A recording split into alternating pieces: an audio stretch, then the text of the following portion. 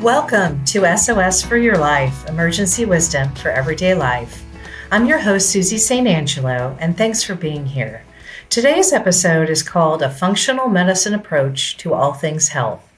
And today I'll be talking with Dr.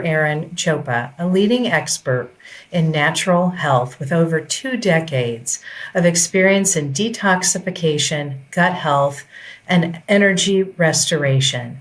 His holistic approach is rooted in the belief that true health comes from within. It's a very exciting, very informative conversation I have with Dr. Chapa today. And I know you're going to get some good information all the way through. You've got to listen all the way through to hear what he has to say. His tips are great. He has a great sense of humor, and I think you're going to enjoy his stories.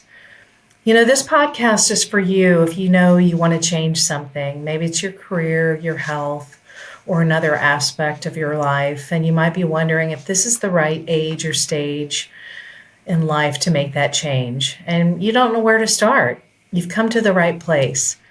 Or maybe you were that person caught in analysis paralysis. I understand. I see you. I used to feel the same way. Just a reminder, though, you can take the next step. You can just take a small step. Just continue to listen. You'll get the right things you need at the right time. And as a reminder, you can find this podcast on Spotify, YouTube, iHeart, Apple, and Amazon platforms. Remember to like, share, and subscribe to this podcast.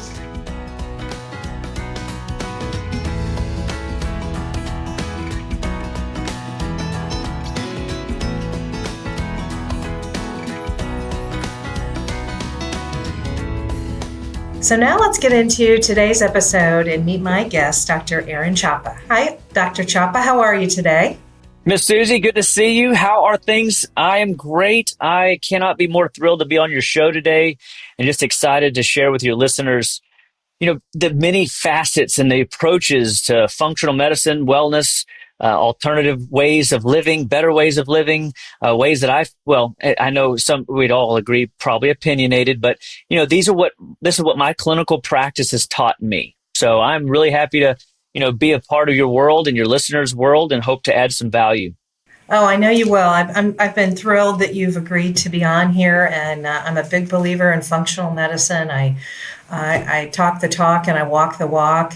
And this podcast, although I share a multitude of different perspectives for people, it's all things that contribute to our health, not just diet and exercise. It's lifestyle issues.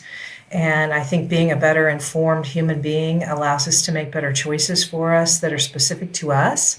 So, that's really what SOS for Your Life, Emergency Wisdom for Everyday Life is all about. You get some tips and steps and you learn more in the process. So why don't we get into it and tell everybody about yourself and what inspired you to get into functional medicine? Well, my story goes back to a teenager and even before then. So I guess all climactic activity has to hit at some point. And that was in my teenage level years. I was an overweight young man, young boy, high cholesterol. They took me off of eggs and bacon and good healthy foods and fats and convinced my parents to feed me more carbs and put me on medications. And oftentimes I find most wellness practitioners have a health story. But for me, it was interesting. Although those things were all happening, I wasn't a sickly kid. I was actually made fun of. I was bullied. So 2 girls made fun of me for being fat. I remember it like it was yesterday. I was walking down the PE hall, the physical education hall, and I was wearing a Speedo because I was a very good swimmer. Believe it or not, it doesn't necessarily mean that you have to be skinny to be a good swimmer. I was a fish in the water, but these girls said, "Man, what is he doing wearing that? He is so fat." Oh, and you can imagine what that did to a 15-year-old ego. I literally walked out the back of the school. I mean, I did put my clothes on And then I walked out of the back of the school and I went home. I didn't even check out of class or school. I just skipped the rest of the day. I went home and had a little talk with myself in the mirror. And I said, Chop. And that's what I call myself. And all my friends would call me his nickname, Chop. Last name Chopsticks, Chapa. And, I said, we're never going to have a girl make fun of us again for being fat. What are we going to do to fix this? And I went on a no sugar diet, essentially. I did not put Kool-Aid in and sugar tea or Coca-Cola or, any of this soda pop. I didn't take any, I took this very seriously. I stopped eating desserts and I just really just walked away from obvious what I could dictate at 15 years old of sugar. And I knew for some reason innately inside of me that was something I could do. Because my parents were overweight. They were on medications. This wasn't uncommon for the family to have health issues. And so oftentimes people only do what they know how to do, not necessarily what they want to do. So I really feel blessed that God gave me this innate instinct to start drinking water, to get off the sugar. And in one summer, I did play some basketball, but I cleaned up my diet and I lost every bit of the 55 pounds of weight that I was carrying. And that was it. I had to reintroduce myself to people. Nobody recognized me anymore. So I had a weight loss journey. That's essentially where it started. And I was off the medications by the end of that summer. I just stopped because I didn't feel like they were doing anything for me. And that's step one. All right. So long and short of that story, I had a very climactic, monumental experience. My dad, when I was 19 years old, died in my arms of a heart attack. And that is essentially what woke me up. I realized at that moment that there was something wrong with the medical system because my dad was an excellent cardiovascular patient. He was a cardio rehab patient. He did the drugs, the statins. He took the blood pressure and the pills. He even did the quote unquote, the American Heart Association diet. And I was like, this guy worked at it. He showed up and he did what he was told to do by the professionals of the day. And it failed him. And people would go, well, that just happens. Chapa, you can't be so hard on the American Medical Association. I said, well, no, wait. If you fast forward to right now, the American Heart Association has been around for 100 years as of this year. And yet they still are losing the war on heart disease. So I'll say this gently, but seriously, how do you suck at your job and stay in business for 100 years? Money or propaganda or miseducation, whether intentional or not. Just like my dad. My dad was educated wrong, so he applied the wrong method and got a bad outcome. And my mission since I've been 19 years old and had that experience to usher my father into the heavens. And I didn't get to cross over in the pearly gates with him, but I got to hear him say, Aaron, I love you. Aaron, I love your mother. Aaron, I love your brother. And I took a step back and I realized there was nothing I could do to help my dad in that moment. I didn't even know to give him nitroglycerin. I look back and go, why did they teach me that? Why did my mom and dad tell me that? I had no idea. You know what I mean? But again, sometimes what the devil means for evil, God Almighty will use for good. And now 20 years into practice, I've been serving our community, serving on the online community, teaching other doctors around the country how to live better, be better, and stay better through lifestyle practice, detoxification, supplemental care programs, learning to read their blood work with functional eyes and realize if the dude don't move, the dude don't groove. There's so many things that you have in your tool bag right now that can get you out of the rut you're in and onward, upward, goodward, and Godward. How about that? That's essentially the nutshell. You know what? It is a personal story, and I appreciate you sharing that deeply personal story because you're right. Everybody has one who makes a transition, and yours has been a lifelong one. And I'm just so excited you've come on to talk about what you do, and I know you're passionate about it. I can tell you're passionate about it. I've been following you now for about a week or so, so I see your commitment to what you do.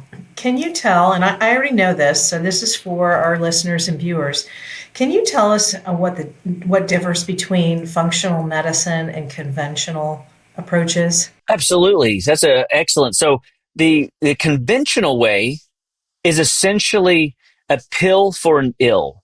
So if you have a symptom, the symptom has to equate into a diagnosis according for insurance to cover it and call it something. If they have a drug for it, that means they have a diagnosis for it, and then there needs to be some measurement, blood work of sorts, or something they can see on an MRI, or something they can see in a CT scan, or some sort of modality to determine, oh yes, they have a heart issue, brain issue, skin issue. Or you go to the dermatologist and they look at your skin and they evaluate your skin and go, yep, it looks like eczema or it looks like psoriasis. And so functional medicine waits till what I call the oak tree of disease has blossomed. I mean, so we're, 5 years, 10 years, 20 years into a process of degeneration, and symptom patterns show up and people suffer. Now, it doesn't take 20 years for diagnosable symptoms to show up. However, it could be, whatever it is for that person based on their ability to get rid of waste, trash, and debris.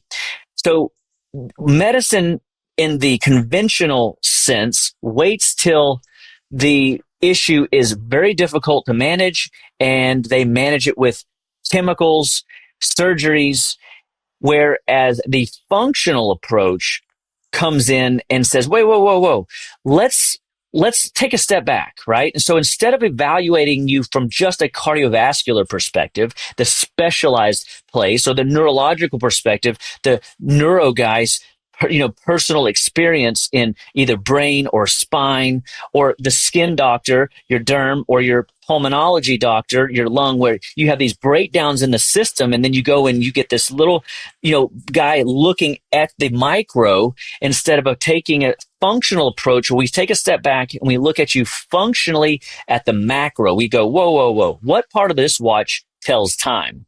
All of it, right? So your food matters, your lifestyle practice, your rest matters, your attitude matters, your movement patterns matter, how functional or not functional you are.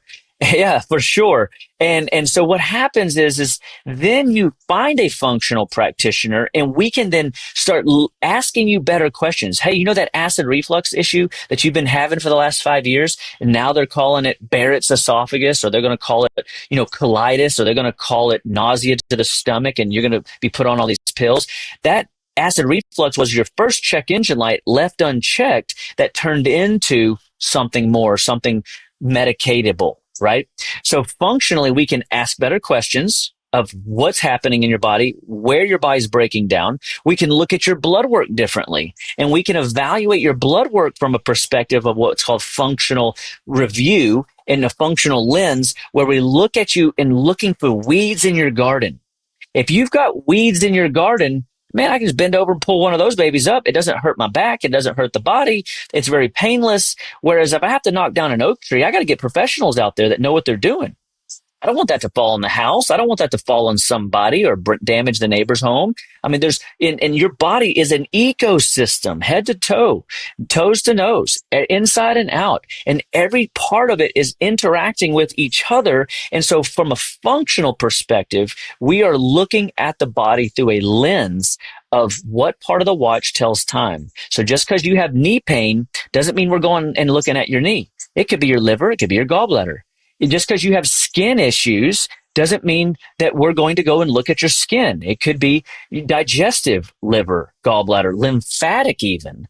And so we are not just accepting that you have pain or ails or symptom patterns that you were not genetically born with. We're challenging the idea functionally that, hey, look, what you have right now is your check engine light, but let's address you from the top to bottom, inside out approach, ask you better questions, look at toxicity scores, do physical exam tests for mineral deficiencies, look at blood work differently, look at your food log. I mean, doctors don't even look at their food log. I just heard that they're going to start changing medical standards and putting more nutrition into the medical profession. Right now, I mean, these guys, they're getting less than like 8 hours in an entire medical system that of degree. That's nuts. And they don't believe that food matters. Well, they got to change that because food is medicine. Da Vinci said it back in the day, and it still stands true today that food is medicine and medicine is food. We should totally be living off real food. And we're going to get into that here later. But that is essentially when you look at diagnoses and symptoms and you only treat with a drug to shut off the check engine light, that's Western medicine at its finest, conventional living. If you do functional work, we're looking at it very differently and more giving you real answers to fix the problem. So when I switched over, it's been almost 10 years, and I was like, okay, I'm curious what this functional medicine stuff. And so I asked, well, what is it? And I thought you were going to use this term, and so I'm going to throw this out. It's getting to the root cause. And the root cause in my case was my ex-husband. And you can laugh, but seriously, my doc said to me, you cannot heal in the environment that got you sick. And I said, well, I left my career. Isn't that what you're talking about? She goes, no, he's not going to change, and you can't get well without making some changes. And you've got to make some changes. And so it was very tough. I didn't want to hear that. But you know, when you do, and mine is different, and I do have a sense of humor too, but that was God's humor too. But, you know, I want to get to that topic of root cause. So root cause, heal the cell, is an absolute functional term. So it fits into everything I just described for a person to hear and go, oh yeah, there could be a root cause. You know, when you talk about, so you brought up stress, like a stressful environment causing your body to break down rapidly. We call that the accelerated aging curve. If we can interrupt the psychological, the emotional stress factor, then we can set the body back on a trajectory of restoration, healing, and repair. That's what we call activating the parasympathetic nervous system. But you're right, if you live in a moldy home, and you want me to detox you of mold, I can, but I'm never going to get ahead of that. Okay. So if you're in a stressful, toxic, emotionally deranged environment and your body cannot ever get that healing and restoration to happen, it makes it extraordinarily difficult to heal and repair and recover. Because look, stress is and always has been a root that locks people down and keeps people from being their best, living their best, performing their best. So we have to always be managing and dealing with our body's natural stress management systems. That's going to be hypothalamus, pituitary, thyroid, adrenals on top of the kidneys, and ovaries or testes down in the pelvis. And this system is uniquely individualized, but it's also very much a team of supporters that manages different aspects of that stress curve. And if we're talking roots, yeah, it could be a food root. It could be an emotional root. It could be a spiritual root. It could be, financial roots. I mean, there's so many roots that we could dive into and help people recognize, listen, I have patients. I said, your job is so toxic. I don't know how I'm literally just going to manage you through this season until you figure out how to deal with that, because that is causing so much strain on your body that you're living right next to the symptom land. I got to get you back down in here where life can happen and you don't feel it as much. And that is essentially what we're after when we listen to a story of a patient that comes in. Hey, what are you going through? You tell me your stress on a 0 to 10 scale, and you tell me a 9. Well, is that home stress, financial stress, work stress? Is that life stress? I mean, there's so many conversations that I have to go into, and frankly, so many hats I have to wear in order to maximize the healing response, because you're right. You may need to be coached how to manage those emotions biochemically and emotionally, but somebody else may need diet, exercise as their first line, and then we can get there because they're not even ready to open up the Pandora's box of the emotions, right? That's right. That's absolutely right. So what's one myth about functional medicine you wish more people understood? And anything, there's two actually. Anything that you have been diagnosed with, so anything your body can develop, it can also undevelop. Too many people are bought into this idea that, oh, I got genes for heart disease. I got the genes for cancer. I'm kind of screwed. And they have that, like, look, change your thinking. If you don't like how your life is looking right now, change how you talk. First and foremost, I had this one lady, she would literally scream and holler and yell at her thyroid and tell her thyroid how crappy it was. And guess what? They removed it. I had this one lady say, well, I just wish they'd take all my teeth.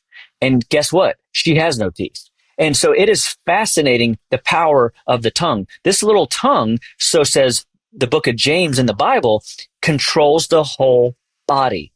Small rudder, big ship, right? So make sure we know how we're talking and recognizing anything that you have developed in your symptom patterns, whether they're headaches, high blood pressure, ringing in the ears, blurry vision, if you have digestive distress or skin trouble, those are just symptoms that you are seeing, but there is something you can do to undevelop those symptoms and live differently. So that would be the first thing, is that anything you develop, you can undevelop. And then all life starts and stops at the cellular level, and nutrition is the fundamental backbone that drives our bodies onward, upward, good, and Godward. If your body is full of symptoms like joint pain, arthritis, which I like to call arthrongus, because I don't think there's anything rightus about it. And it's because the body is storing toxins. You like that? You're going to like it. Your people are going to like that. But anything your body stores it stores in the brain, fat cells, and the joints. So if a person has brain fog, it's because their body is storing toxins in their brain.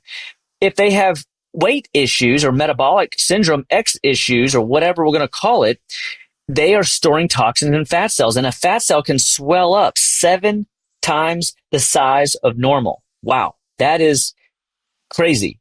And then, of course, the body will store this trash in the joints. And so if you've got, joint pain, your body is just storing it until it knows how to get rid of it. So all life starts and stops at that root cellular level. And if you get those cells to synergize and start reproducing in a healthy way, they will start to purge unwanted trash, toxins, and debris. And so those two fundamental ideas are where I want people to recognize. One, the hope. They got to have hope that they can get out of the boat that they're in. And two, there's something they can do right now, today.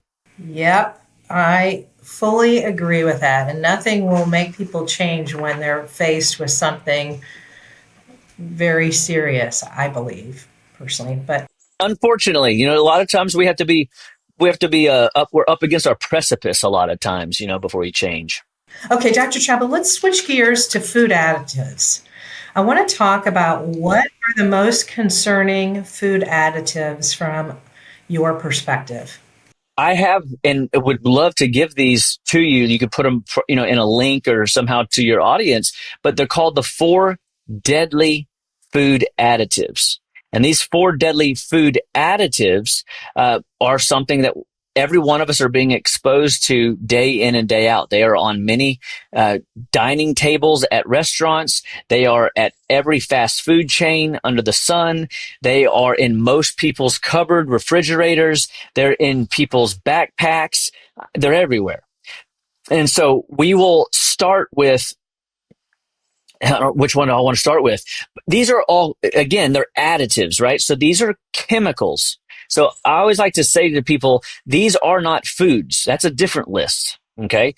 These food additives are monosodium glutamate. Some people have heard of this preservative. I'm sure your audience has if they have been around much, but it's a very, it's a neurotoxin, and it's a high spice, high addictive substance that causes you to want more of it.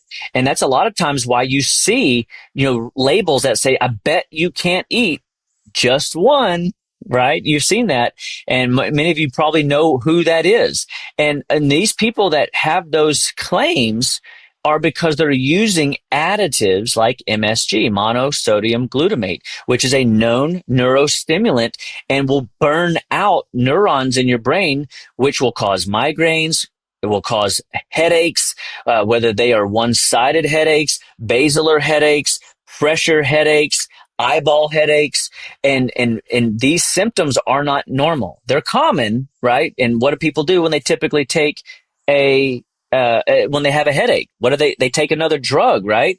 And so now they're compounding their problem by addressing their symptom with a pill for an ill model, which we're trying to break people's mindset of and show them a different way, that the headache can actually tell us things. So if you have a chemical based headache, it will show up typically in the temples. You ever had that heard person describe the vice grip headache or the eyeball headache? They're like, oh, I can't even see out of one eye and I can barely see out of that eye.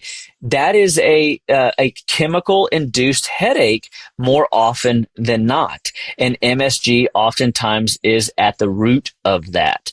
And so keeping that kind of concept of root medicine. So like you would go and look at your spice cabinet. Heck, right now you could go to ChatGPT, you can go to Google, you can just literally ask, what are even hidden words for MSG?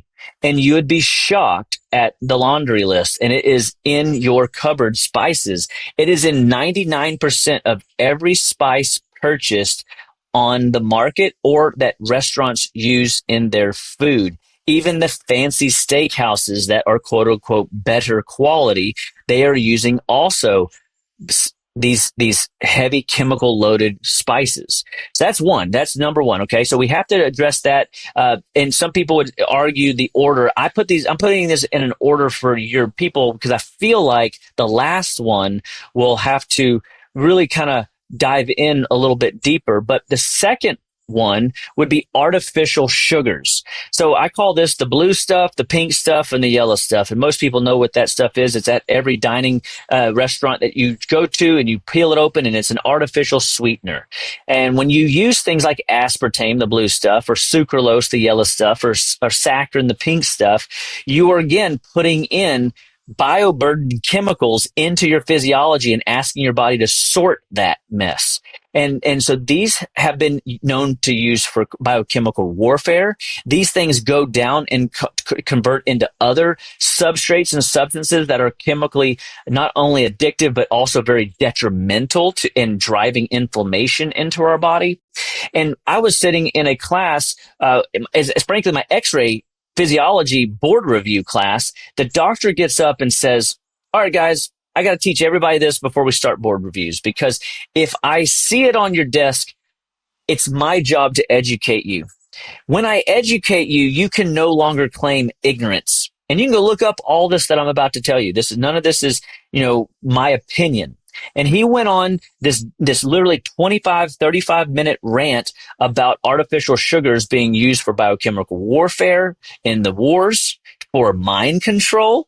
Well, think about it. If you can make a society docile, well, whenever you change their space with the book, Move Their Cheese, when you move their life around and change things up, they're just kind of, oh, okay. I'm empathetic, or apathetic. I'm sorry. I'm not really, going to fight the machine. I'm not going to make a fuss. I'm not going to stand for anything. And so, a sense, if we can make our society docile, that's a part of mind control, mind gaming, and teaching people to accept the status quo. Well, I'm 40 now and I'm just getting older, and well, I'm 70 now and I got to have a surgery or two, and I can't be fully functional in spirit, mind, and body anymore. You know how you see how you just start going down the negative Nilly trail, and we've got to no, none of that's true. They've been lying to you.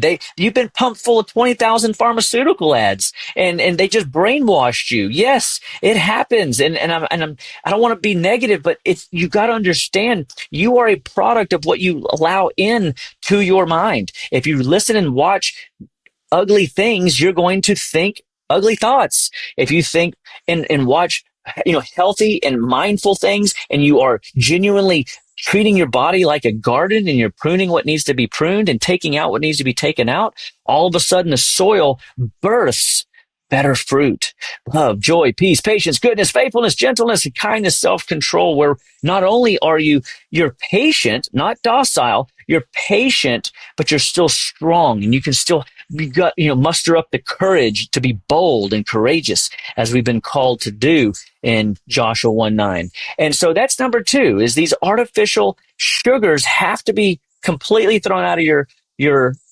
cupboard. They cannot be in your drink. They cannot be used at a restaurant. I wouldn't even use these things in gum, by the way. They're in gums and they're in toothpaste. They're everywhere. That is something sweet, oftentimes is an artificial sweetener. And so the artificial sweetener market is mammoth, and they, again, want you to buy their crops and products, and they advertise it to you in sugar-free, light, no sugar added. They oftentimes it'll say zero on the label, 0 calories essentially. And so that is buzzwords that you've got to kind of start going, oh, huh. Or when something tastes sweet and you go, why is my toothpaste so sweet? And you look on the label and you see, one of aspartame or sucralose or in there, you go, that's the stuff they were talking about. So it is in a lot of products that people use each and every day. So any questions about that, or you want me to go to number three? Because that's kind of a big one. Yeah. So number three is going to be partially hydrogenated oils. These are like your seed oils. So this is a common thread. RFK has been a big proponent of, educating people at the masses. We've been teaching this stuff for 20 years. Partially hydrogenated oils can clog up your liver for up to 6 months. That's one dose. What? Are you kidding me? I thought, margarine was better. I thought parquet was better. Remember? Butter. Parquet. That was the advertisement back in the day. They were trying to compare the two. And so mine too. So it's fascinating to me that good marketing works so well. And I haven't seen or heard that commercial, and I don't know how long, but me and my dad would always, joke around, and we ate all of that margarine and all that Crisco and all that, vegetable oil and all that crud, man. And now then, when I got into this world, it was canola oil, con oil is what I like to call it. And it's partially hydrogenated, rancid oil that will clog up your liver, clog up your lymphatics, clog up your cells, and cause them to malfunction in how they communicate. Health is about the cells being stimulated and following orders. They're to do a job that the brain commands them to do. That is why we have to get people to see that what they're putting in isn't necessarily healthy because the FDA said it was, or allows it to be on the grocery store shelves. I've always taken a step back and said to myself, why do we have to go to a health food store to find health food? What's at the other grocery stores, right? Oh, shop the perimeter. Don't worry about the stuff on the inside. It's a bunch of garbage. Then why would we sell that? You know what I mean? Why is there statistically more nutrition in the cardboard box than the actual substance in the box? What? This is the truth, folks. Chewing on cardboard will probably give you better nutrients than the poisons that are making it taste good and making the shelf life last. And that's why they do it, right? Taste, shelf life, and it's cheap, so they can mark the price down and sell you in an economy where people are budgeting, looking for convenient, quick foods, things that last. Oh, nothing worse than going and seeing your bread spoil. Or seeing the meats turn. Or seeing, all the things. But if you go look at deli meat, it traditionally has a lot of these bad oils. And so when you buy deli meat, if you buy deli meat, you need to find something with the least amount of ingredients possible, because I get it. We're all living in a very convenient microwave world, but man, you've got to be a little bit smarter about how you just put anything across those lips. Nothing below your taste buds wants it. 100%. Read the label. It tells you a lot. Read the labels, and if you don't understand a word, there, or you are, it starts with something chemical, then you shouldn't be eating it. And I'm not saying that to shame people, but when you read labels, you really do become very educated. You begin going, I cannot believe I've been eating this stuff. And I just think it's a really good exercise for people, at whatever level they are, whether they're, functional medicine people, or they're conventional and they're contemplating making some changes. Start reading labels. It's a game changer, in my opinion. Well, and I'm still, believe it or not, shocked at people that buy, butter spreads, and they don't realize that they have this stuff in it called margarine, which essentially is like one or two chemical reactions away from plastic. And you shouldn't expect your body. Like, for example, we don't put aluminum foil in microwaves, right? Everybody knows that, but I've never read that. I just know that it's a bad idea. But yet we will put plastic in our body, or we'll put shortening in our body, and we're essentially putting in preservatives that clog up and lock up our system's ability to turn the engine efficiently. And that creates heat, aka inflammation, that burns things, causes acidity, pH changes in the body, which drives more inflammation. And those things left unchecked, which is what's essentially happening, causes the body to deteriorate and malfunction more quickly. So I guess we should Okay, move so on to tell the us. last one. Yeah, can't wait for number All four. right. What is number four? So number four is the easiest of the four, but it is the devil. It is the one that you've got to get a handle on. All right. So it's high fructose corn syrup. High fructose corn syrup has been popularized in the 70s and is a cheap garbage sweetener. And not only is corn heavily treated with pesticide, it's genetically modified. There's nothing real about this stuff. The fructose, it's dangerous, and it's proven to cause diabetes, insulin issues, metabolic challenges, and it's in the deadly category in trial studies on rats. It's not for human consumption. And it's because of all these denaturing tactics and models that they're using at its root. And then, of course, then they do all this extra concentrated processing to turn it into high fructose corn syrup, which leads to high uric acid levels, which could cause gout or other arthritides. It definitely it allows these partially hydrogenated oils that we were, consuming in the fake fat category and seed oil category to have nowhere to go except get, stored in the brain, the fat cells in the joints. And it drives the body into craving more sugar. Oh no. So now I'm on the slippery slope. Now I can't stop the wheel from turning. And now I wake up craving. I go to bed craving. I deserve the midnight snack, and I wake up in the middle of the night desiring more. And and I remember looking and watching these old shows in the back where people would be overweight and they would take them to these camps and get them back under control. And they would have them like cameras everywhere. They'd be sneaking into the refrigerator at 2 a.m. and 3 a.m. And I'm like, wow, how desperate do you have to be? Or how metabolically turned is your chemistry that it can't even go 8 hours while you're supposed to be subconscious and sleeping without craving sugar and junk food in the middle of the night. So all your soft drinks, candies, sweeteners, or sweetened yogurts, dressings, sauces, bars, cereals, jams, preserves, ice creams, creamer in your coffee. It's all oftentimes laced with high fructose corn syrup. And it is just adding fuel to the fire. So it comes in different shapes and forms, but has the same impact. If you do it in the morning, the middle of the night, the end of the day, in the middle of the day, it's going to kick you in the teeth. And it is literally the kerosene on the metabolic fire. So now I clog up all your tissues. I poison your brain. So now the quarterback doesn't even know how to get rid of toxins with the artificial sugars and the MSG. And then I clog your tissues up with all these damning oils. And then I throw a match.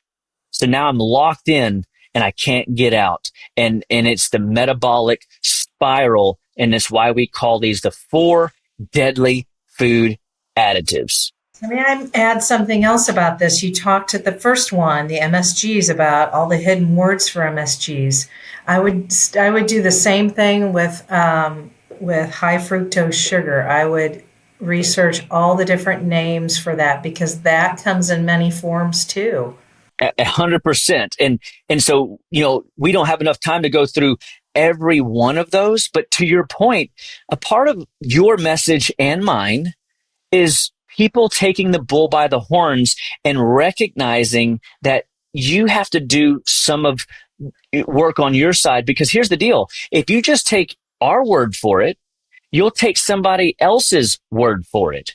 And I want people to be self-directed in their educational processes. I want them to hear it and go, I wonder, and let the wonder button churn into validation. Because unfortunately we live in the information age and there's a lot of people touting and promoting a bunch of things that aren't true. But the reality is the best advice I was ever given when I was going through med school is, the Bible talks about the truth will set you free. So, Lord, show me the truth. Give me supernatural revelation knowledge so that when I open this textbook, that I see what you want me to see and how this earth suits to be managed. How I can listen to the professor, read the books, go to the seminars, even if I don't agree with, or even if I don't like the professor because he's an arrogant turd, which I've met many of these guys. But you know what? I had a mentor say, but can you learn from him? And I'm like, well, I can because they're smart, smart, smart. And he goes, then stop whining and listen and then decipher what you can glean from them and how you can change people's lives with that information. Oh, so freeing. But I need you guys to recognize that, you and I have a passion for this and we want people to see the truth and feel the truth and experience the truth. But sometimes, you've got to we might be just watering seed today. We might be planting seed today. We may be harvesting, some of the good crop today and people go, oh, I got it. And all of a sudden, they're in. But it takes podcasts like yours, podcasts like mine, doctors like myself, people that are passionate in writing and podcasting and telling people the truth to the best of their knowledge on how they have seen it play out in their own lives and loved ones' lives. Yeah, and before we switch gears, I kind of want to cover a couple other things just in general. As a health coach, I became one after needing one, and every day's an education. I learn from clients, and I learn from reading, and I learn from watching, and all these things. And what I truly believe is, to your point, the doctors are not being educated in nutrition and health. They just say, hey, you need to lose 20 pounds. And for me, it is about your lifestyle because you can change it with your mind first, and a lot of things shift after that. And so, the beauty is that you spend quality time with your patients. I know because mine will spend at least an hour and a half with me, and that's not even on a physical. And so I get to spend time with my clients and really get to know them and get to know how they learn, how they, what sparks them, what motivates them, what's going to cause them to make some shifts. And in my situation, they did, and we're going to get into this next, food allergens and sensitivities.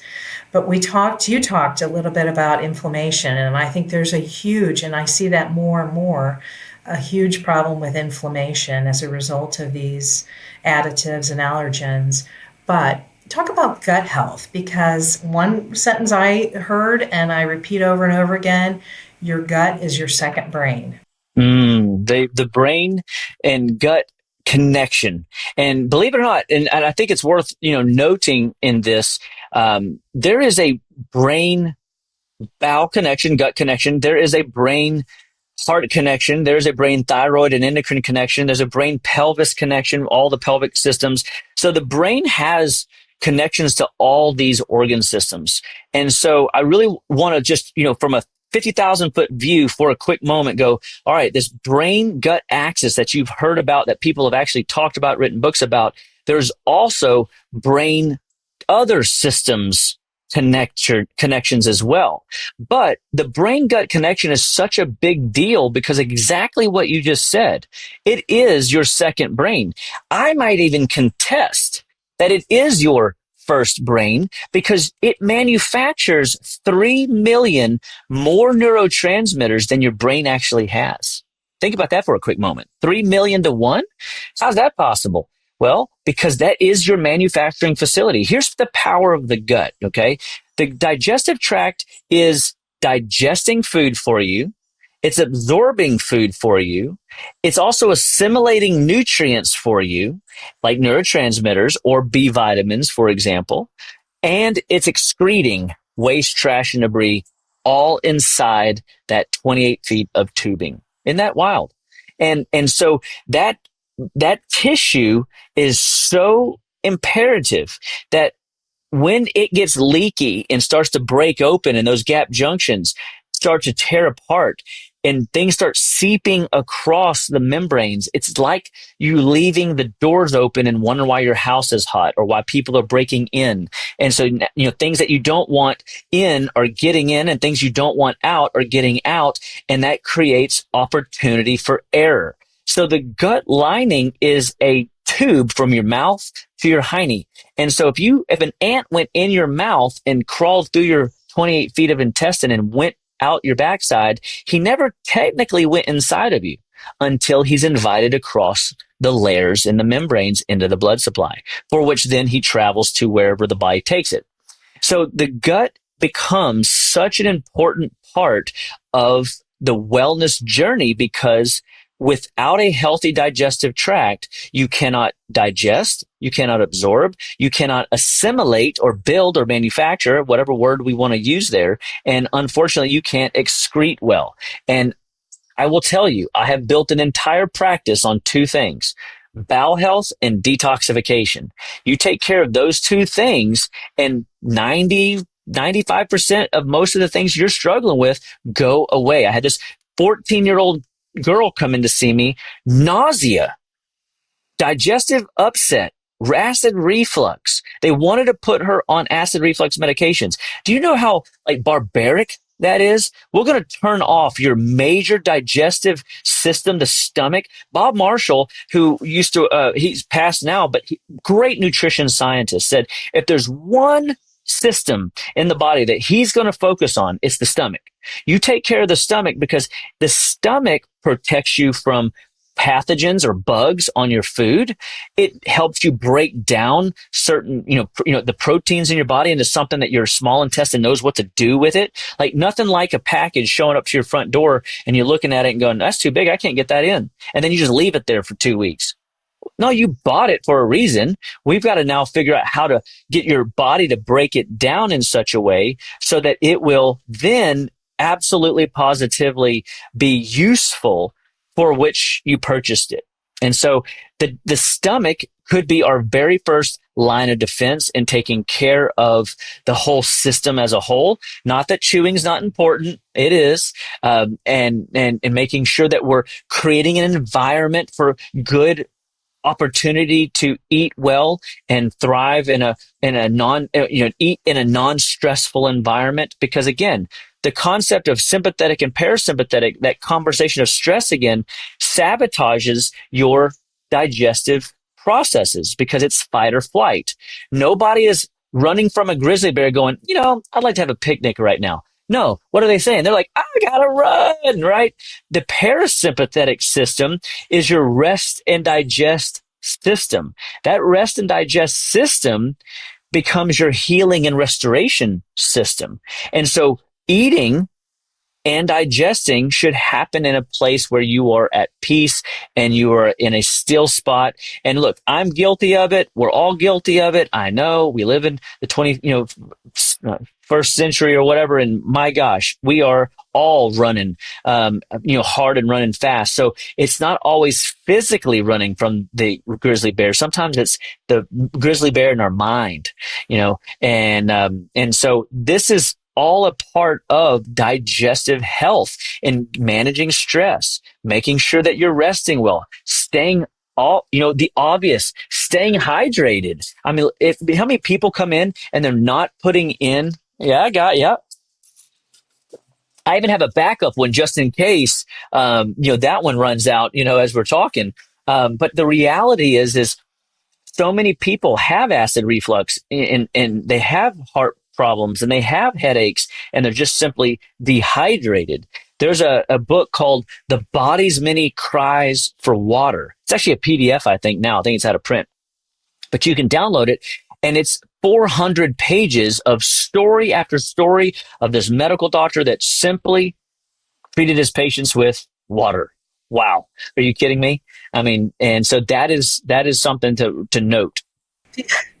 People joke because they'll look in my refrigerator and they'll see all these various sizes of water already teed up for me. And it depends on my day. It depends if I'm going to be, here in my office most of the day, or, I have the bottles ready to go when I get in the car because I always travel. I'm always with a bottle of water, not a plastic bottle, but just various containers. And I'm a big believer in hydrating, and I know there's some water haters and people who don't want to do it, but boy, it is it's nature's drug. I oftentimes I am shocked when I hear people that are, I would say, even more alternative, that will push people away from drinking too much water. And I've been doing this 20 years, and so I get it. There's probably some anomalies out there, but more often than not, I have helped more people simply just keeping them hydrated and getting them off the sodas and the things that dehydrate their body, and like the energy drinks or these processed, coffee drinks that dehydrate the body. And then as we get their medications under control, I mean, that stabilizes their hydration rate. And so it's just fascinating to me to see, like, look, you are 75% water. You want your intracellular, that's the water inside the cell, to be more plump, more robust than the extracellular space. I don't want pruny grapes pressing on and stressing out my cells. I want my cells to be blooming and communicative with their neighboring cells, and they all synergistically working together. Shared goals build unity. So we want to build and maintain a healthy infrastructure. And too often we all, even if you try to be healthy, are being exposed to these bioburdens, these chemicals, these metals, these chemtrails, this EMF, electromagnetic fields, all these different things that suppress and our body has to manage. And then we don't put in, good healthy water, or we don't get enough minerals to hold the water in the intracellular space. Our pH is now all acidic, and we're driving the inflammation process faster. And the more you turn that inflammatory burden, that gut-brain axis begins to deteriorate, and it cannot keep up with its demands. And then you're putting in fake food on top of that, or you're putting in food that's caking up inside your belly. Right now, the average American, check this out, has 5 to 15 meals. 5 to 15 meals caked up inside of them. That could be up to 5 days worth of trash that's in their belly. And we know this is true. I mean, John Wayne had like 32 pounds of fecal matter. Patrick Swayze had like 22 pounds of fecal matter caked up inside their bodies. Colon cancer, pancreatic cancer. I would venture to say that most of the time, that if I can get somebody, and I'm going to tell you, I don't love this statement, but this is just what I've seen. If I can get people more on the soft to loose side of bowel flow, it will turn their gut into a vacuum, and the vacuum of their gut will begin to pull trash out of their liver, out of their lymphatics, out of their joints, out of their fat cells, out of their heart, out of their brain, and their bodies will begin to be relieved of that toxic pressure. And so essentially in the beginning, we have to do some pretty intense bowel work in order to get the bowels to clear and get rid of waste, trash, and debris more effectively, because that 5 to 15 meals caked up inside you is rotting, and it's inflaming, and it's deteriorating your gut lining, and then therefore you're altering digestion, you're altering absorption, you're altering manufacturing or assimilating, and you're altering excretion. And if those systems are not working, the brain just doesn't have the resources to regenerate itself. And this is your high-powered engine, your machine. And so if you want a strong brain, if you want an excellent memory, you've got to have a strong digestive countenance. Totally agree. Yeah. Gosh, I'm just fascinated by this. I'm just so energized. Let's switch gears, Dr. Chapa. Let's talk about food allergens and sensitivities now, okay? You're speaking my language as we're going into this because this is one of the things that hit me. So, how do you differentiate between a true allergy, a sensitivity, or an intolerance? So, good question. And so typically allergies that are I would put them in your anaphylactic shock category where the body, the throat sabotages, the lungs, malfunction, the body goes into a complete hive reaction like in a flash. You rub the peanut on them and their body just inflames all over the tissues. And so many people have there's many allergies out there in the world, but most of us are dealing with either intolerances or sensitivities. And so when we look at intolerances, so people have heard of this concept of lactose intolerance, or they might have a corn sensitivity. I may actually categorize those more similarly for ease of thought because they're not diagnosable. The fact that a person has an allergy means they have a diagnosable thing that they can put on a report or they have been given a report. The throat closes off. They have hives. They have skin reaction. Yeah. Yeah. So, but like an intolerance or a food sensitivity is like, hey, look, I'm gluten and dairy free because when I eat gluten, the bowels slow down. Now, people can argue all day long European gluten versus American gluten. I live in America, so I'm talking about the majority that I'm dealing with. People go, well, what if I grind and mill my own wheat? Well, again, I would probably say you have a better shot at consuming this stuff because if you're taking the time to mill your own wheat, you're probably not buying garbage, bleached, partially, contaminated, enriched, fortified flours, right? You're buying and milling it down from a quality source and you're making, so again, different conversation. So just for ease, things that most people are buying at the store, white bread, wheat bread, even the killer bread, all that stuff that has these cool, it's got good labels and all that stuff, oftentimes has to be preserved to last. So they have to put those preservatives back into it. And so now and then the glyphosates, all the genetic engineering that goes into, not all of those companies have that, but a lot of them do. And those glyphosates are poisons that your body has to now manage. So those are the chemical things that your body has to keep up with. And it is summative. If you get into too much summative toxic buildup, what's going to wind up happening is your body is going to slow down because it can't manage everything. Just like if you had a mile high to-do list today, you would be like, I don't even know where to start. Your body does the same thing. If you're putting in the standard biscuit sausage for breakfast, the sandwich for lunch at a fast food joint, and pasta for dinner because, you got sports tonight and you got to get them in and out and go. That's essentially 3 meals that are the exact same thing from the same sources of enriched, fortified garbage that is filled full of pesticide, filled full of genetic engineering, filled full of fake ingredients, and we can't expect our body to perform on that. And so when we look at intolerances and food sensitivities, you look for the symptom. I eat broccoli, I get gassy. People go, well, doesn't that do that to everybody? Well, then you might need to question whether or not broccoli is even good for us because food, by definition, should give you energy, should give you vitality, should be anti-inflammatory. And if you have a foul-smelling stench rolling out of you after you eat something, I'm going to contest that your body is telling you, stop it. It can't keep up with the fermentation process of whatever it is that you're consuming. And so is it the pesticides on the vegetables? Is it the processing in what we're consuming? If it's a dairy allergy, the reason I'm wheat and dairy intolerant or sensitive is because my body says no. Every time I get into dairy, I get a headache right there. Why would I consider to do that? I have so many patients that, and this is the trick though, okay? Allergies are life threatening typically. Food intolerances and sensitivities are irritating. So your blood pressure spikes up. Well, some people might think that's like life threatening.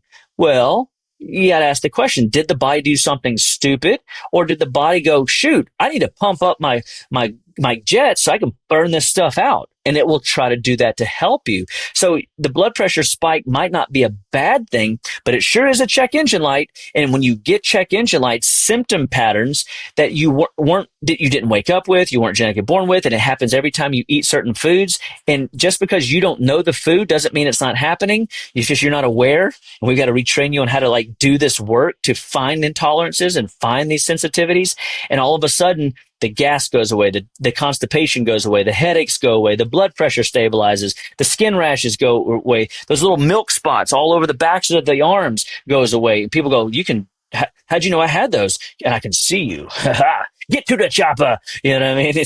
No, seriously, food intolerances and food sensitivities show up, and they are pests. They are nuisances. They are the acne. They are the lymph node that just kind of swells up. It's not cancer. It's just you clogged tissue, and your body is giving you these check engine lights to pay attention to. And even though you've dealt with it for 20 years, I'm like, I know nobody's told you. So just because you think you don't have these things, I would beg to differ that you do. I literally cried when I went to my functional medicine person the first time she got my results back, my blood tests back, and she told me everything. And then I was I was shocked to a degree about the food sensitivities I had. And when I totally eliminated them, and I'm not 100% now, but I take enzymes when I do eat something. And I'll tell you, when I went 100%, I dropped a lot of weight, and I felt incredible, and my energy level like shot out of the roof. So that would be that. And so here's what I would tell you, right? So my thought would be, okay, if you eat a food and it's inflaming your tissues, your systems aren't performing at their best. So now your enzyme rate goes down, your stomach acid rate goes down, the brain gets clogged up. So it misfires and it doesn't communicate effectively enough. And the chewing response doesn't stimulate the parotids. It doesn't stimulate the thyroid ring, and it doesn't stimulate the liver and the stomach. And all of a sudden, now you're not digesting, manufacturing, absorbing, and excreting waste anymore. And so the engines of your digestion slowed down, and you figured out, which is super cool, that enzymes or stomach acids or bile salts would be a benefit to your care plan. And the average American right now that is in their 60s and above have less than 20% of their stomach acids that they were producing when they were 19.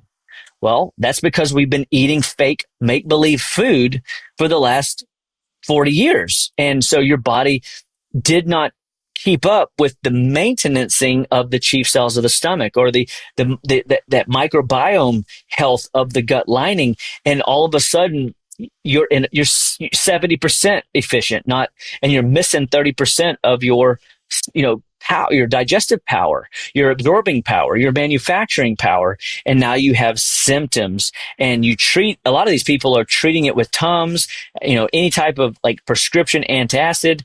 And if you are on an antacid, if you have symptoms that warrant such, you are case in point on the accelerated aging curve, and have to recognize that things that you're eating is driving your reflux, like the canned tomato paste that you're putting in, the pizza sauces that you're putting in, the spaghetti sauces that you're putting in, all these foods like the intolerant wheat, dairy, corn, soy, peanut products are causing these and you can have by the way, a peanut allergy, or you can have an intolerance. An intolerance can show up in constipation.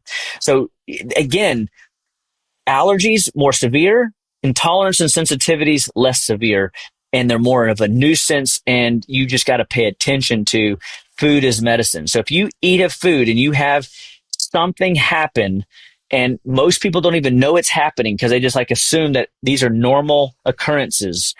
This is where we really have to help you see that. Look, I had this girl come in. She was pooping 22 times a day at 24 years old, diarrhea, explosive, and she fought me tooth and nail. Susie, you cannot believe the conversations. So you talk about spending time with your patient, but she was so sick in the gut.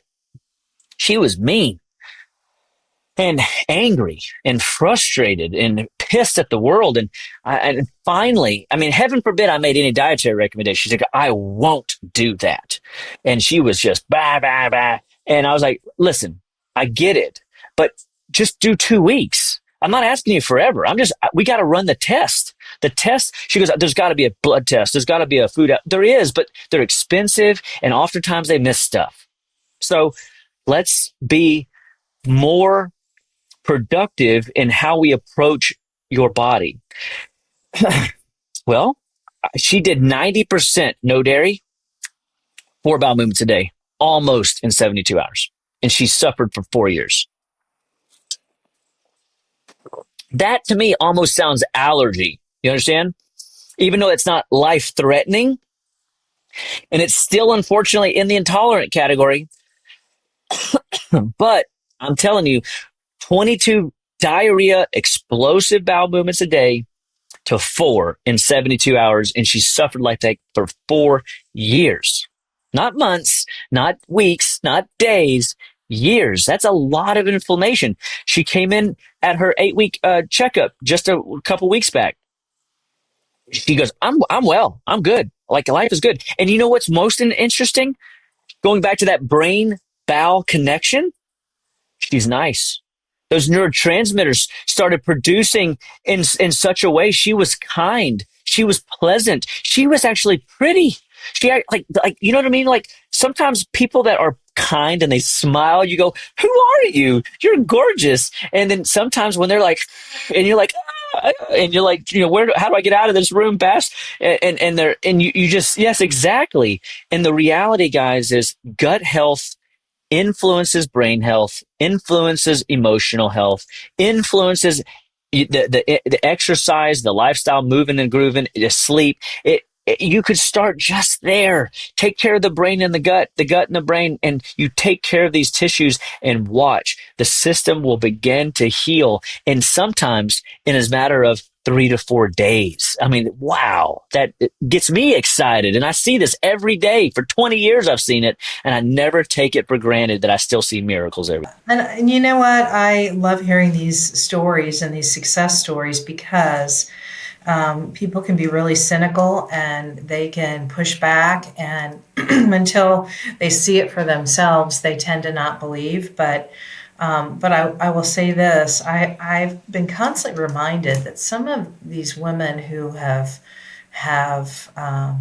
totally starved themselves and totally overdone it on cardio, and I'm talking about women in their 40s and 50s, you know, perimenopausal, menopausal, post. They're not nice people, and I equate it with nutrition, that they're not getting proper nutrition. Because truthfully, once I became more self-aware, Dr. Chapa, I'm like, you know, I'm a happier person. I'm a healthier person. I glow. At least that's what I've been told. You know, I think you attract different people, and you just showed that example. That person, that young woman, just is totally different than when you saw her. And so there's so many more questions I could ask about allergens and sensitivities. Like, you know, mine was a blood test and also then elimination. But do you have a certain approach? Yeah, elimination is by far the most affordable, the cheapest. Frankly, it's free. It's just labor intensive, right? Like you just have to do it, and helping people just recognize, okay, which do I start with? How would I know? Okay, look, if you have toxic symptoms. So gas, bloating, acid reflux, indigestion. If you have high blood pressure, you get headaches, you got skin issues, you can't sleep well at night, you wake up like sluggish and tired and hawking loogies in the morning. These types of symptom patterns are indicators that you have food inflammatory issues. Not necessarily allergies, but food inflammatory issues. If you wake up and you're completely all puffy around your face and you're like, oh my gosh, and you kind of feel like that almost morning headache, and you go, this is just not normal. Food intolerances and food elimination is warranted. So we start with wheat. Okay. So that could be even the wheat in the beer, guys that like to drink beer, gals that like to drink beer. This is in barbecue sauces. Okay. So what about, I thought it was the high fructose corn syrup or yes. Now you got a triple threat whammy. Remember that video game, that game show? No whammy, no whammy. And you get 3 whammies and you're out, baby. So you put like some of these things, you got to recognize that it's not, we don't know which one, but the combination is now a major problem. So, but wheat is going to be your obvious bread, your cereals, your pastas, your tortillas. They're going to be beer, the sauces that we put on stuff. I'm shocked it has this stuff in there. And then, of course, we then look at dairy products. That's going to be milk, cheese, yogurt, sour cream, ice cream, whey protein, and creamy dressings, cream in your coffee. If you're getting into those, you got to pull them all out. It's an all or nothing deal if you want to do this test correctly. And then it would be soy, and then it would be corn. Sometimes it's corn, sometimes it's soy. I think they kind of go back and forth in like competition. And then in general, it's the nut family. And we look at the 3 nuts that are the most moldy. And this is why they're in this category of intolerance and sort of allergy, or just intolerance and sensitive, which is going to be peanuts, most commercialized nut, cashews, second most commercialized nut, which, by the way, neither one of these most of the time have a protective coating or covering, so they're being exposed to the elements. Just if you take bread and you mill it down out of the its granular state into its milled state, it only has like an 8 to 12 hour lifespan. I mean, it's not really long. And so the nuts are in the same category. And if you look at nuts, and the third one is pistachios. Okay. So essentially you look at peanuts, most moldy, cashews, second most moldy, and then pistachios third. These 3 wonderful commercial, influential, marketed well products in your grocery stores are not just good because you can get them on the bulk aisle for cheap. They're actually highly commercialized and grown for such a time as your consumptive system looking for convenient food, and it'll clog your system right up. So there's your top 5. But the thing is we remove these top 5 products, starting with, wheat or dairy typically is our number 1 for 2 weeks. We pull out dairy or we pull out wheat products for 2 weeks. We give them a list of things to remove that are hidden words that mean the same thing. And then all of a sudden we have them fill out a food log. And on the food log, it says breakfast, lunch, dinner, snacks in between, water, how they felt that day. Did their bowels move? Did their bowels move 1 time, 2 times, or 3 times? Did it move before 10 a.m.? I mean, we're asking a lot of questions on this bowel inventory sheet. So it is labor intensive, but it's free. And this is the best part, most accurate. Yep, I have my doctor uses a poop chart that every time I'm in ask me what mine look like. Very classic, model. I try to keep it kind of simple. Like, do you poop, in the morning before 10? Do you have 2 bowel movements a day? And if you do, are you satisfied with your bowel movements? And if the answer to any of those are not true, like if you don't, no, I don't poop before 10. No, I don't poop more than once a day. No, I'm not satisfied. I know there's bowel issues. And so too many people have come in and said, oh yeah, I'm not constipated.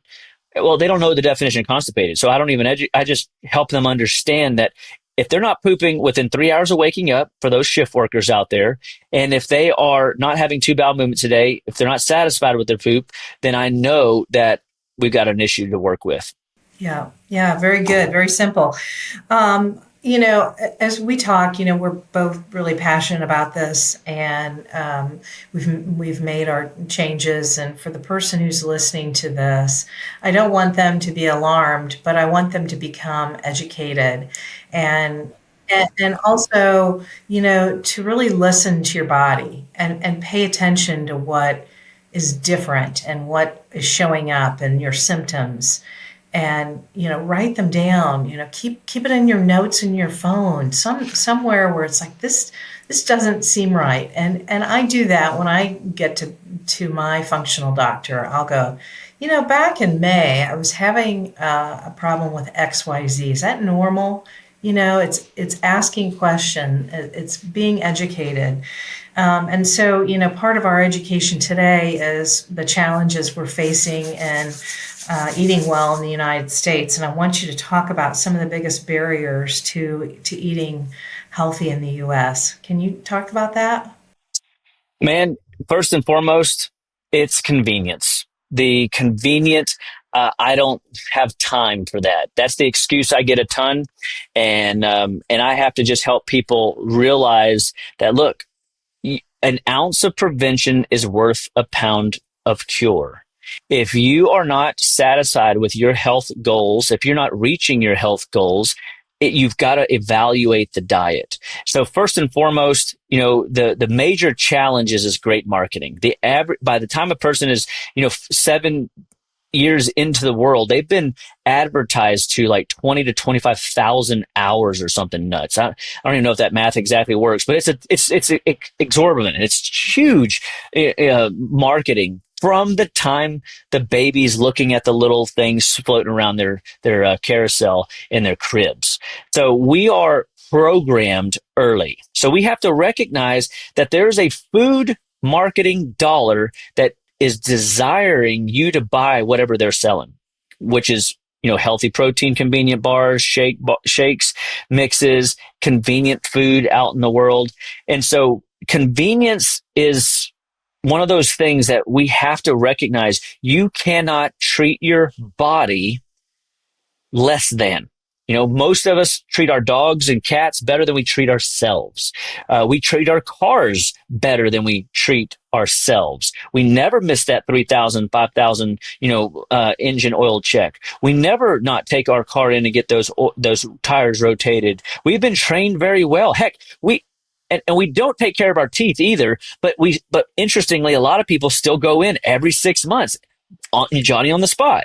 But the reality is we do not think about what we put in our body, what we put in our body for breakfast, lunch, and dinner, how much sugar we're actually looking at. And so the amount of marketed food that is calling to you is just as it's calling to me too. And it is difficult, but here's the reality. Nothing below your taste buds want the donut, the sugar, the candy, the pastry, the excessive amounts of carbs. I call it nothing below your taste buds wants the crap. Excessive carbohydrates, excessive refined sugars, artificial ingredients, and processed preservatives. Whenever you take out the crap, you start to realize how much you have been eating in your cupboard that has it in there in some capacity. If you're eating grains, like the old food pyramid talked about, 6 to 12 servings a day, you are on the wrong menu plan.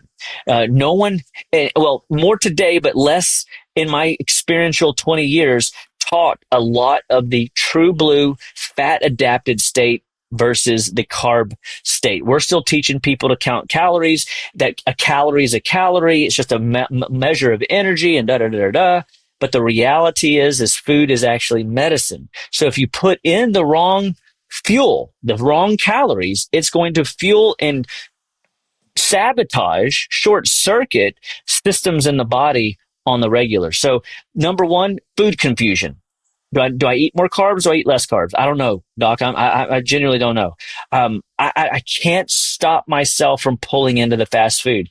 Well, that's because of the four deadly food additives. You're designed and addicted to go there. And people still in this culture today are so miseducated and uneducated about we haven't even talked about it. Maybe another show we could do it, but bioburdens, parasites and fungus, yeast, molds, bacteria, virus, and how to stimulate the immune system to, clean house and flush the lymphatics and get that trash out of your body, because the bugs are craving. If you want a quick book, the brain, your brain on parasites. And it is a little science heavy, but if you just let the lady talk, she will tell you crazy stories of what they have seen in science of how these critters control their host. You, me, us. We have to fight the good fight and get these little bioburdens out of our tissues. The Bible says that we are to subdue the creepy crawly thing. And too often people are being controlled by the creepy crawly thing. Cravings. If you got cravings, you got parasites, you got yeast overgrowth. If you have, if you're getting sick all the time, they're winning. And they're just beating on you, bullying you around. If the wind changes and you're sick with, whatever comes in, or little Johnny goes to school and brings the junk home from the school, that is an indication that your immunologically white flag is raised and saying, help me, I'm struggling over here. And so we have to recognize these symptom patterns and see that these are common, they're not normal, right? So common and normal are a thing. So when people look at their world, just assess how many symptoms do you have that you were not genetically born with, or just how many do you even have for more than 5 years? And then you got to go, what can I do? I can address food allergies, food intolerances, really. I can get more water. I can essentially take out the four deadly food additives, as we've talked to today. Get a blood test. I mean, I show people infection and trash buildup all their body with a simple, complete metabolic panel and a complete white count, and look at their differentials and show them infection, show them inflammation, show them trash buildup in the tissues. And if they just do those things, it opens up a wealth of opportunity for them to bypass some of these challenges. And then the last thing, you really just got to get in the kitchen and make a mess, make a mistake, burn the chicken, burn the beef. I got to show my father-in-law, who's a very good cook, can cook a brisket, cook ribs, and do all that fun stuff on a grill, how to use a flat iron grill and cook a dozen eggs, a pack of bacon, a pack of sausage, and all at the same time. And we had some fun. He was like, oh, that's super sweet. I didn't know. And it tasted good. Everybody loved it. And you fed, 15 people like that. You know what I mean? Yeah. People say, well, I can't eat healthy on a budget, or eating healthy has become too expensive. You go to the farmer's market these days and, a zucchini is $2 now, or $3, or a tomato or two is $3 or $4. Can you speak to that about, eating healthy on a budget, or, can you do it? Because I know I can do it. Yeah. And I'll tell you, so not even going to a farmer's market. I mean, because here's the deal. You go to a farmer's market, you're probably getting higher quality, supporting your local farmer type of nutrients. And most of the people that you and I start our wellness journey with, they're not at a place yet where they are there. And to your point, they see just they think, oh, meat's too expensive. Well, the reality is when you stop buying all the processed boxed foods, what do we call earlier, the crap? When you stop buying all that stuff, that budget now just gets reallocated to the better non-labeled foods. So you want to, and we're doing this with my daughter right now. She's off, at a leadership academy, and she is going to learn how to plan a week, and how to budget a week, and how to eat for a week, and how to shop for the week. And that skill that's long gone. We overbuy. We go and we buy because we're hungry, and because we are hungry in the moment, where we really need to go and shop as they've always taught. This has always been a good practice. Never go to the grocery store hungry, go full, because you will not buy as much as you normally would.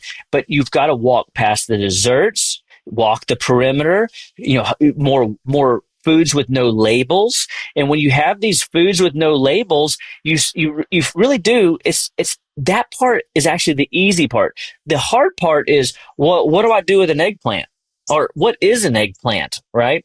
Or what do you do with an artichoke? And so this is where you have to go, all right, for this month, I'm going to try 2 new foods. So you set reachable goals.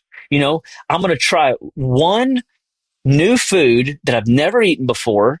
And so, for example, like an artichoke, you throw it, you can YouTube this, throw it in water, pull it out of the water, boil it, and dip it in garlic and butter and salt and pepper, and boom, you've got a really cool, fun treat. And they'll teach you how to eat the meat off the leaf.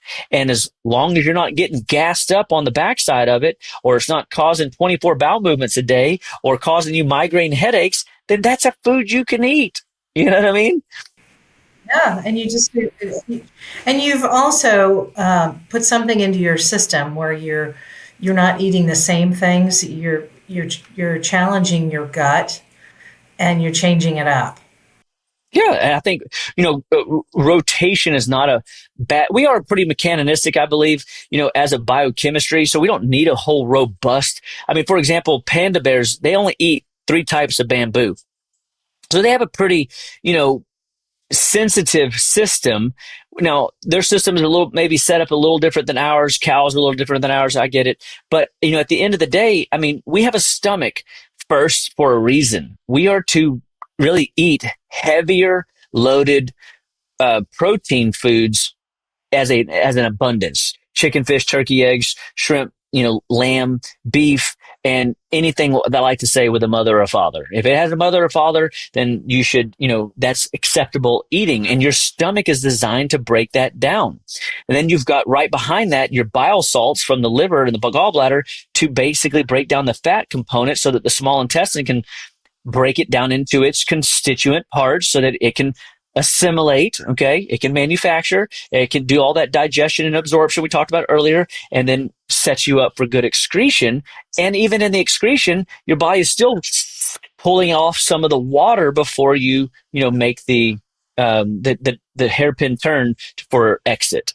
And so on a budget, you just have to stop eating the processed food and reallocate those dollars to real food without a label, on the perimeter, heavier on the meats, heavier on the fats, and you will be satisfied. I have actually people on more of your keto carnivore type things, and it's fascinating.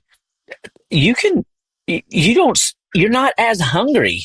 You're not on the ups and downs diet anymore. You're very stable. You've taught your body to be metabolically active.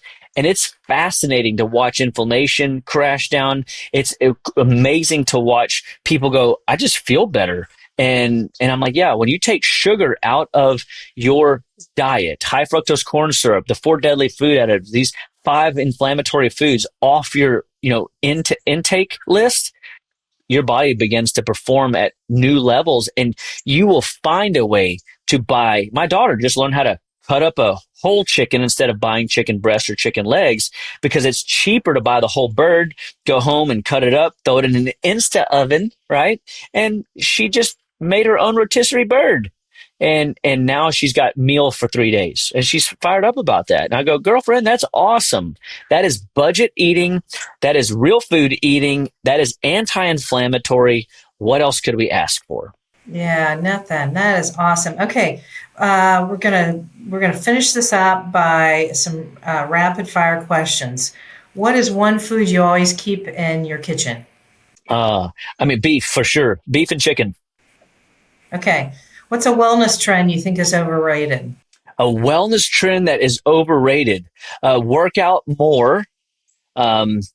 Eat less. This is crazy to me that people are trying to convince people that they have to burn more calories to, like you were mentioning earlier, sitting on the cardio machine to the point that they're angry. And so absolutely, I think that we need to see people get the sugar out of their diet, stop the Friday night, Saturday night binges of alcohol, and when they reduce the sugar and they get their body into a fat adapted state, they will stabilize their metabolic hormones, decrease their inflammation, and their body will perform good. Sorry, it's a long answer, but that's a great, for sure, still real issue in the world today. What's your take on smoothies? Well, it depends on where I'm at. Okay. So, we talking like I'm putting spinach and an apple and water and some ice and maybe a half an avocado? Or are we talking about like shake powders? Or are we because there's I look at smoothies in two sections. Yeah, well, it looks like a really nice shake, and again, it is what you put in it. So, Yep. So if you go to your average smoothie place loaded with fake sugars and preservatives and probably garbage, and it's candy. Okay. It's absolute candy. If you're making your own at home and you know what you put in it and you did not put turbinado in it and you didn't put all this other sugary junk juices in it, then it's acceptable. Right. And so I've done vegetable smoothies / with a little bit of fruit to kind of sweeten it up. I do use some, shake powders for people that are in a inflamed state that have no clue where to start. So I'm not opposed to bringing on protein powder smoothies with my vegetable changes as I'm turning their health cell in a different direction.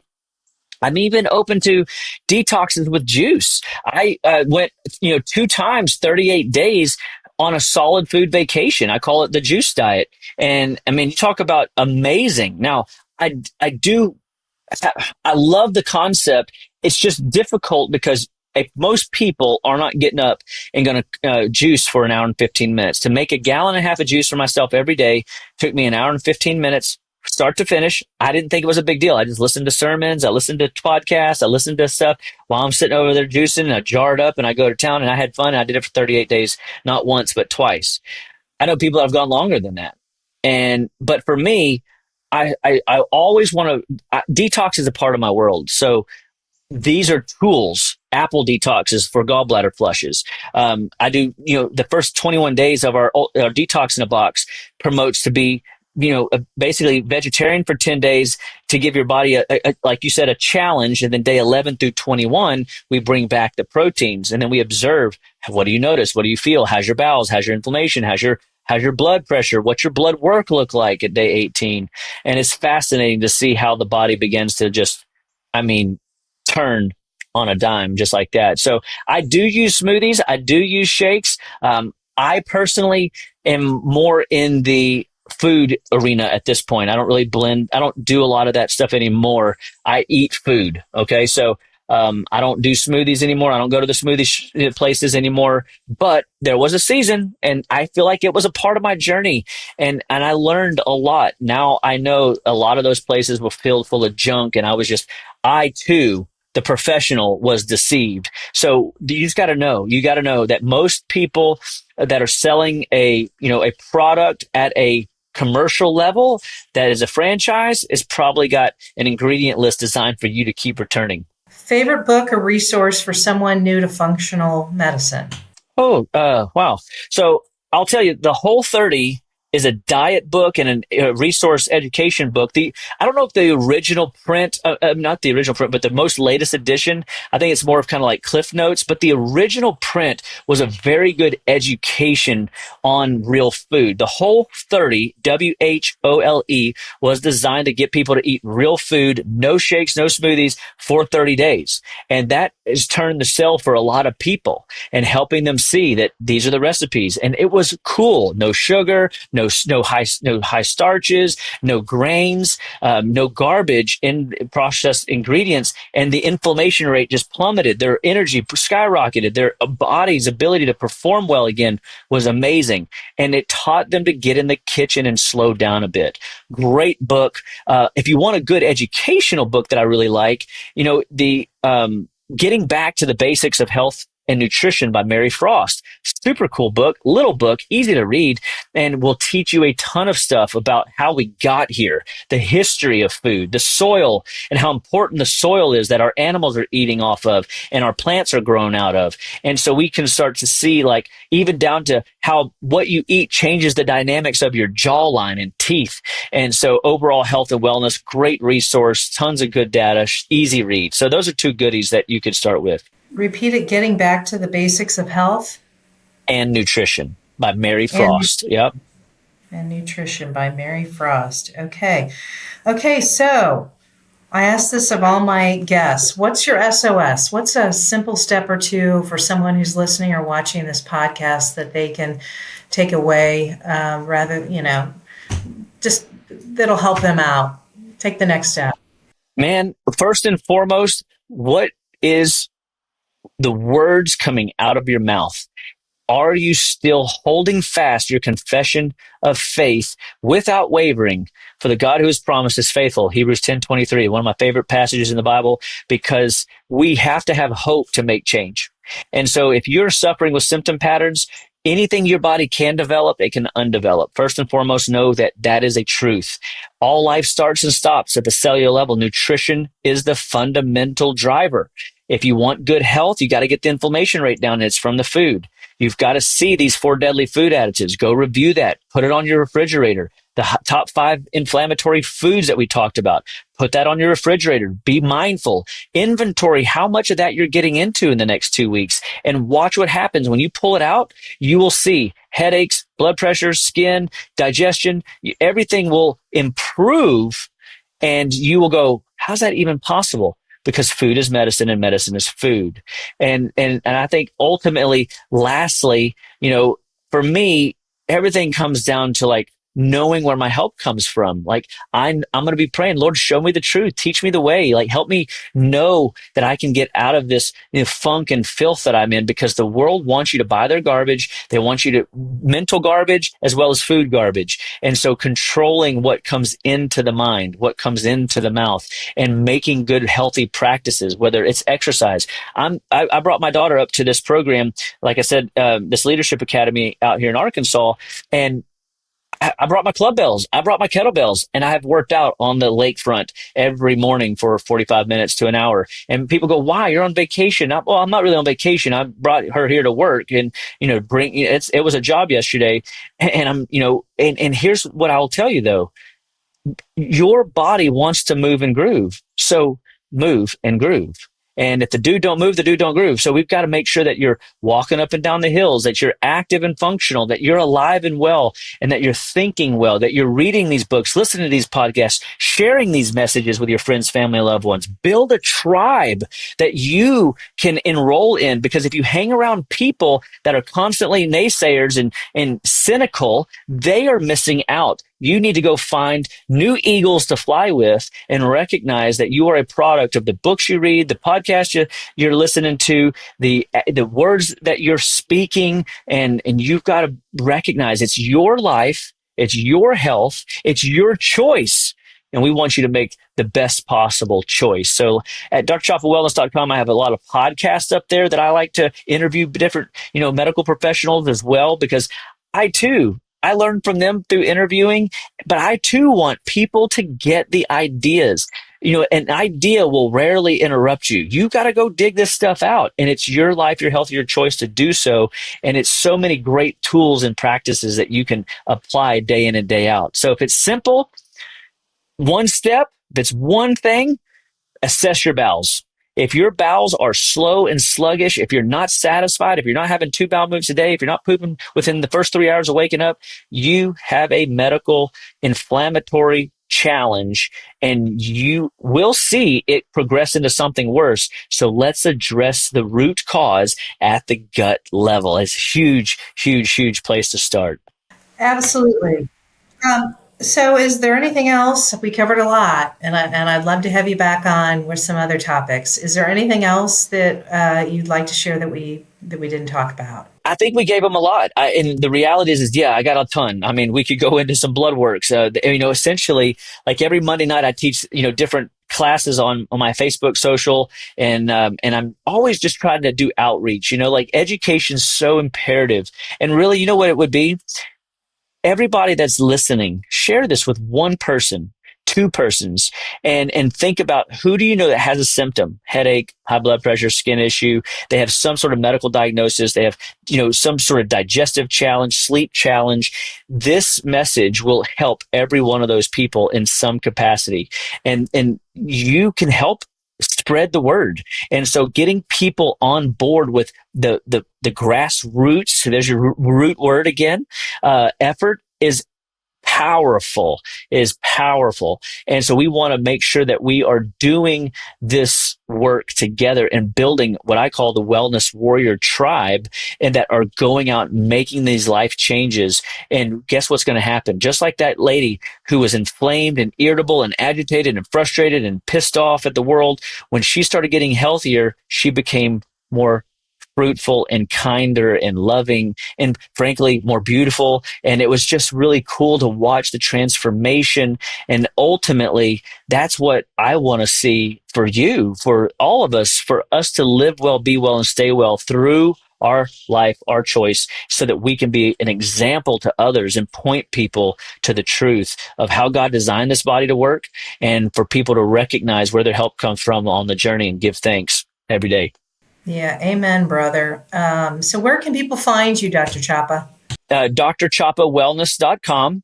And so essentially my handle on Facebook is like my name, Dr. Aaron, with no space, and space Chapa on Facebook. And I have a ton of stuff up there on Instagram and Twitter and TikTok, and playing with all these social platforms that I'm floating around out there. And, but essentially, if they go to drchapawellness.com, that's kind of like the hub, and then they can go tap all of our socials and find all our billboard stuff from there. So would love for people to join us, in doing detox. Love this idea of cleaning the body. And so we have that, data points up there. And, I can't wait to come back on. You know what? I know when I want to come back when we're about to send our book over for editing, and I want to have we'll do a book reveal with you, and then I'll send you a copy, and we'll have some fun with that. I'd love that. Absolutely would love that. Well, Dr. Chapa, it has been a pleasure. It's been refreshing. It's been educational. So thank you for being on SOS for Your Life, Emergency Wisdom for Everyday Life. And I do hope our paths cross again. Oh, I'm sure they will, sister. We're in this together. So you be blessed. Thank you so much. And God bless you to all your listeners as well.